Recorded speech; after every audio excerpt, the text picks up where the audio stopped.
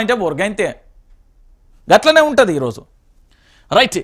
అభిమాన నేతతో అక్షర అభ్యాసం. గజ్వెల్కు చెందిన కుమ్మ నవీన్ కుమార్ తన కొడుకు రోహన్ తేజ్ కు కేసీఆర్ చేతుల మీదుగా ఎర్రవెల్లి నివాసంలోని శనివారం అక్షర అభ్యాసం చేయించారు. కేసీఆరే తనకు గురువు దైవమని, అందుకే తన కొడుకులకు ఆయన చేతుల మీదుగా కూడా అక్షర అభ్యాసం చేయించామంటూ కూడా నవీన్ కుమార్ తెలిపిన పరిస్థితి కనబడతానే.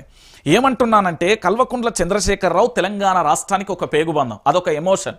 నేను ఎందుకు చెప్తున్నానంటే తెలంగాణ ఉద్యమానికి సంబంధించి 1969 చరిత్ర ఒకసారి చదవండి, 2001 నుంచి 2014 వరకు జరిగిన చరిత్ర మరొకసారి చదవండి, కానీ 2009లో జరిగిన ఘట్టాన్ని మరొకసారి చూడండి. ఎందుకు ఈ విషయాన్ని చెప్తున్నానంటే ఈ తెలంగాణ రాష్ట్రం కోసం 14 సంవత్సరాల అధికారానికి దూరంగా ఉండి 1200 మంది విద్యార్థుల ఆత్మ బలిదానాలతోని, 1200 మంది తల్లుల గర్భకోశతోని, అనేక మంది ఉద్యమకాలతోని, దాదాపుగా 3 లక్షల పైగా కూడా ఉద్యమకాలు, జైలు జీవితాలు అనేక రకాలుగా అనుభవించిన కొల్లలుగా కూడా మనం చూస్తాం.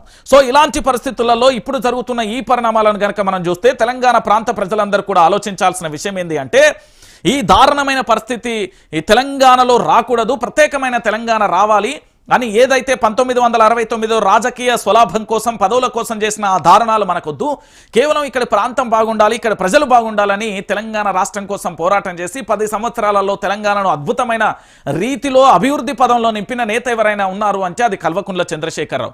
అలాంటి గొప్ప నేత చేతుల మీదుగా వాళ్ళ అభిమానాన్ని చాటుకోవడంలో తప్పులేదు. కొంతమంది పచ్చబొట్లు వేయించుకుంటారు, కొంతమంది కేసీఆర్ పేరును తమ కొడుకుల పేర్లకు పెట్టుకుంటారు, కొంతమంది అక్షర అభ్యాసం చేపిస్తారు, కొంతమంది పూర్తి స్థాయిలో కేసీఆర్ పేరు మీద ఆశ్రమాలు పెట్టడం, కొంతమంది సేవా కార్యక్రమాలు చేయడం అనేది పరిపాటిగా జరుగుతున్న పరిస్థితి కనబడుతుంది.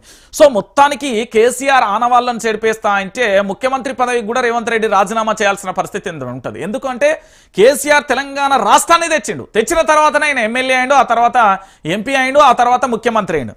సో ఆనవాళ్లను చెరిపేయడం అనేది ఎవరి తరం కాదు, వాళ్ళ ముత్తాతలు